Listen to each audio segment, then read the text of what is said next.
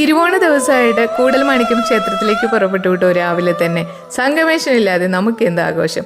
അവിടെ ചെന്നപ്പോഴാണ് ഇന്നലെ 6 മണിക്ക് തുടങ്ങിയ പൂക്കളത്തിൻ്റെ പണികൾ ഇനിയും പൂർത്തിയായിട്ടില്ല എന്നറിഞ്ഞത്.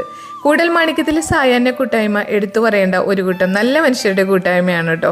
സ്വന്തം തറവാട് എന്ന രീതിയിലാണ് ഓണനാളുകളിലായാലും മറ്റു വിശേഷ ദിവസങ്ങളിലായാലും മുഴുവൻ സമയം അവിടെ അവർ ചെലവഴിക്കാറുള്ളത്. വളരെ മനോഹരമായ രീതിയിൽ തന്നെയാണ് ഇന്ന് ഒരു പൂക്കളം ഒരുക്കിയിരുന്നത്. എത്ര ദാരിദ്ര്യത്തിലും ബുദ്ധിമുട്ടിലും ഓണം ആഘോഷിക്കുന്നവരാണ് നമ്മൾ മലയാളികൾ, അല്ലേ? കാണം വിറ്റും ഓണം ഉണ്ണണം എന്ന് പഴമക്കാർ പറയുന്നതും അതുകൊണ്ടാണല്ലോ.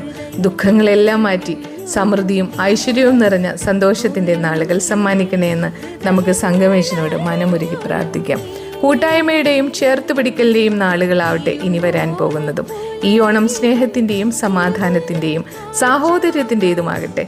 പോയ കാലത്തിൻ്റെ മനോഹരമായ ഓർമ്മകളും വരാനിരിക്കുന്ന നല്ല ദിവസങ്ങളെക്കുറിച്ചുള്ള പ്രതീക്ഷയും നിറഞ്ഞതാകട്ടെ ഈ ഓണം.